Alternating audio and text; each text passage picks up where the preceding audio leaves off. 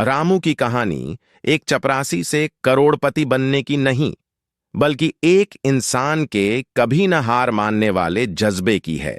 गांव की वो धूल भरी गलियां आज भी रामू की आंखों में धुंधली यादों की तरह तैरती थीं, जहां गरीबी का साया इतना गहरा था कि सूरज की पहली किरण भी उम्मीद नहीं, बल्कि एक नया संघर्ष लेकर आती थी। रामू का घर सिर्फ मिट्टी की चार दीवारें नहीं, बल्कि अभावों का एक पुलिंदा था।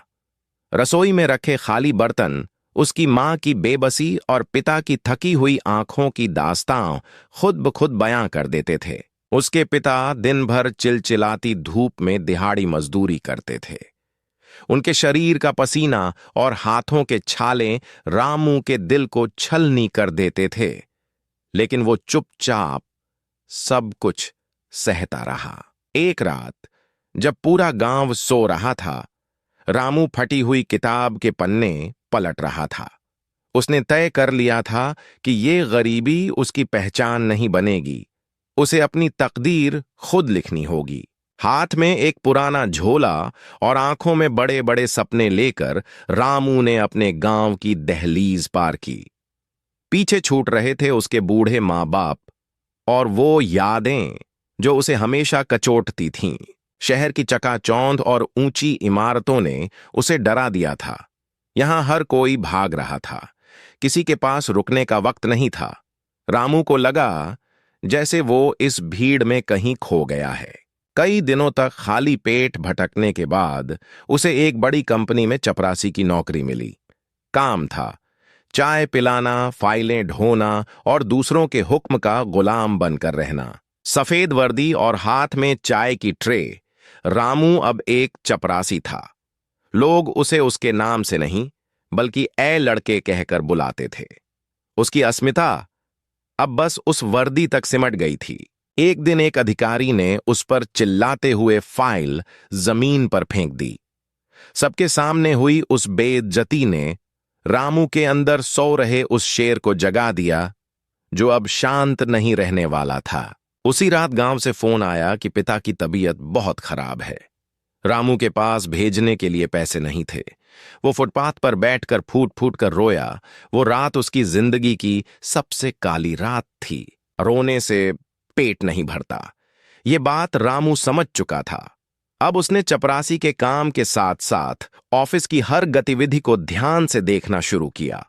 वो सीखने की कोशिश करने लगा कि बिजनेस आखिर चलता कैसे है। साहब जो बिजनेस मैगजीन रद्दी में फेंक देते थे, रामू उन्हें रात को अपने कमरे में ले जाकर पढ़ता था। उन पन्नों में छिपे शब्द उसके लिए कामयाबी के नए रास्ते खोल रहे थे। जब सब घर चले जाते, रामू चुपके से ऑफिस के कंप्यूटर पर हाथ आजमाता। उसने इंटरनेट और डेटा एंट्री के बारे में खुद को सिखाया। उसके लिए ये मशीन एक जादुई पिटारा थी। रामू ने गौर किया कि कंपनी को छोटी मोटी स्टेशनरी और ऑफिस सप्लाई के लिए बहुत ज्यादा पैसे खर्च करने पड़ते थे। उसने खुद का एक छोटा नेटवर्क बनाने का फैसला किया जो सस्ते में सामान दे सके। अपनी छोटी सी बचत से उसने कुछ सामान खरीदा और ऑफिस के मैनेजर को एक प्रस्ताव दिया। उसकी हिम्मत देखकर मैनेजर हैरान था, लेकिन उसने रामू को एक छोटा सा मौका देने का फैसला किया। अब रामू की दिनचर्या और भी कठिन हो गई थी। दिन में वो चपरासी की ड्यूटी करता और रात को अपने छोटे से सप्लायर बिजनेस के ऑर्डर पूरे करता। नींद अब उसकी आंखों से कोसों दूर थी। बिजनेस में पैसा लगाना जोखिम भरा था। कई बार उसे खुद भूखा रहना पड़ा ताकि वो अपने माल की पेमेंट कर सके। उसकी हालत देखकर दोस्तों ने उसका मजाक उड़ाया, पर रामू डिगा नहीं। महीने के अंत में जब रामू ने हिसाब किया तो उसे अपनी तनख्वाह से 4 गुना ज्यादा मुनाफा हुआ था। उसकी आंखों में खुशी के आंसू आ गए। ये उसकी पहली बड़ी जीत थी। रामू ने अब चपरासी की नौकरी छोड़ने का मन बना लिया था। उसे पता था कि अगर उसे उड़ना है तो उसे उस पिंजरे से बाहर निकलना ही होगा जिसने उसे बांध रखा था। रामू ने अपना इस्तीफा साहब की मेज पर रख दिया। पूरी कंपनी सन्न थी। वो चपरासी जिसे कल तक सब दुत्कारते थे, आज अपनी आंखों में एक अलग ही चमक लेकर खड़ा था। नौकरी छोड़ने के बाद रामू ने एक छोटा सा ऑफिस किराए पर लिया। अब वो चपरासी नहीं, एक प्रोप्राइटर था। लेकिन रास्ते अब और भी कठिन होने वाले थे, क्योंकि अब कोई निश्चित तनख्वाह नहीं थी। शुरुआती कुछ महीने बेहद मुश्किल थे। एक बड़े क्लाइंट ने उसका पेमेंट रोक दिया। रामू के पास ऑफिस का किराया देने तक के पैसे नहीं बचे। उसे लगा शायद उसने गलती कर दी। हार मानने के बजाय रामू ने अपनी रणनीति बदली। उसने डिजिटल सर्विसेज और लॉजिस्टिक्स में हाथ आजमाया। उसने देखा कि ऑनलाइन व्यापार का भविष्य बहुत उज्जवल है, और वो उसी लहर पर सवार हो गया। एक दिन उसे एक बहुत बड़ी ई-कॉमर्स कंपनी से कॉन्ट्रैक्ट मिला। ये वो मौका था जिसका उसे सालों से इंतजार था। रामू ने अपनी पूरी जान लगा दी ताकि ये काम परफेक्ट हो। देखते ही देखते रामू की कंपनी बढ़ने लगी। अब उसके पास 50 कर्मचारी थे जो कभी उसी की तरह संघर्ष कर रहे थे। उसने उन्हें सिर्फ नौकरी नहीं, बल्कि एक बेहतर भविष्य दिया। रामू का पहनावा, उसकी चाल और उसकी बातें सब बदल चुका था।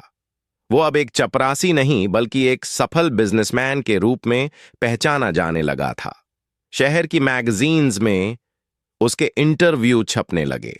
रामू ने सबसे पहले अपने गांव में एक आलीशान घर बनवाया।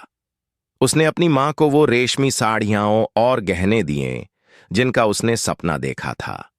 वो पल उसकी जिंदगी का सबसे कीमती पल था।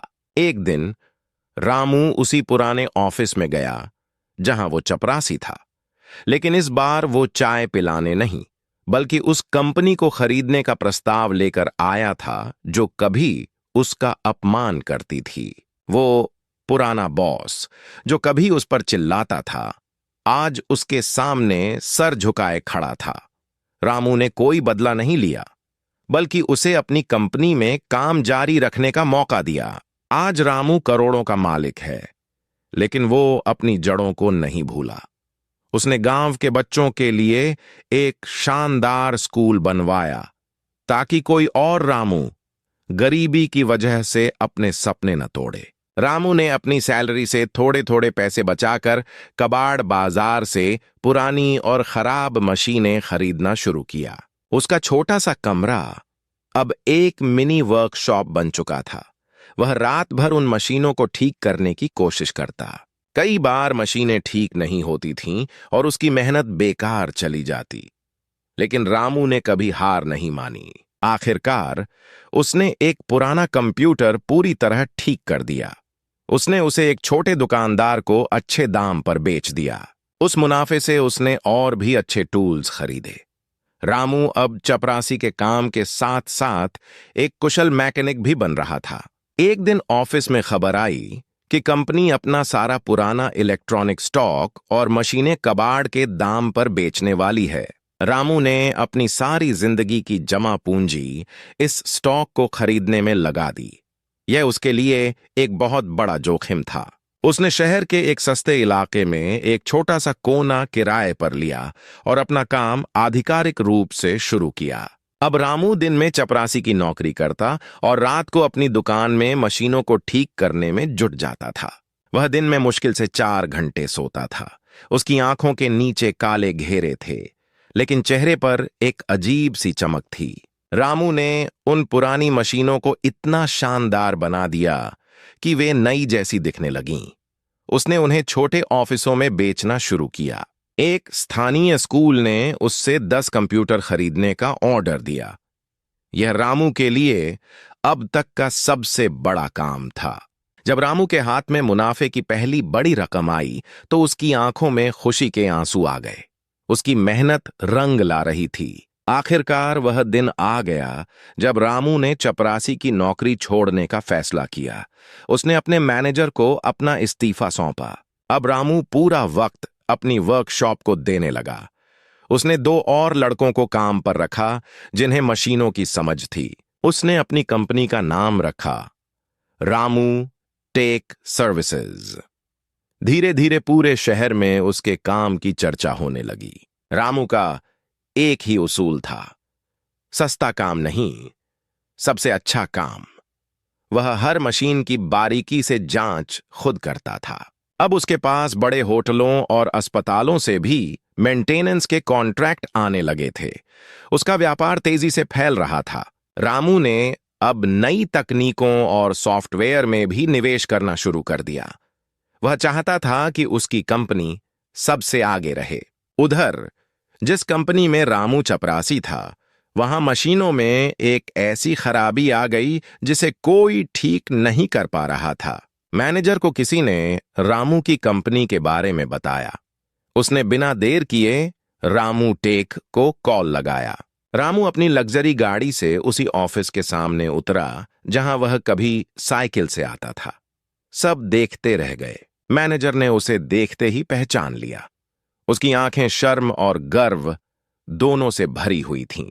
रामू ने कुछ ही मिनटों में अपनी टीम के साथ मिलकर पूरे सिस्टम को ठीक कर दिया और डेटा रिकवर कर लिया।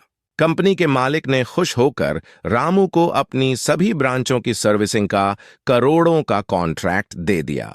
अब रामू सिर्फ एक मैकेनिक नहीं, बल्कि एक सफल बिजनेसमैन और करोड़पति बन चुका था।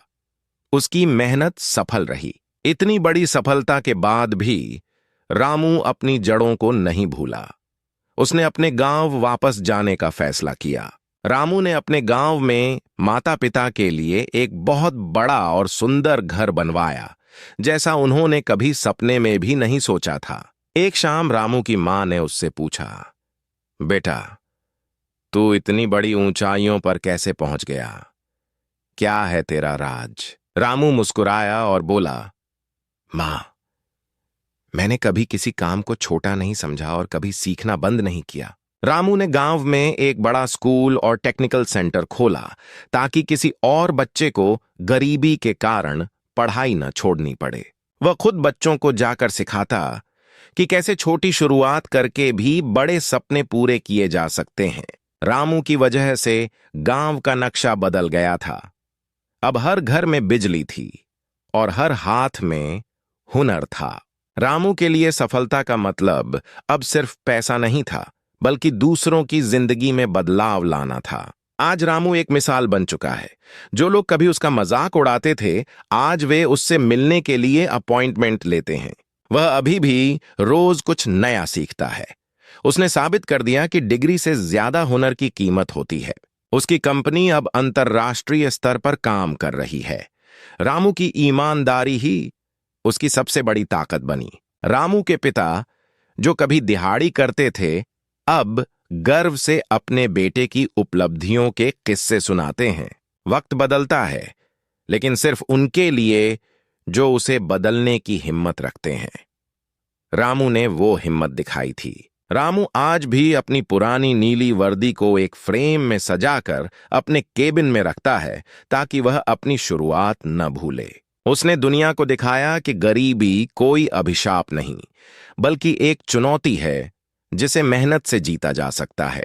समाज अब रामू जैसे युवाओं को सम्मान की नजर से देखता है।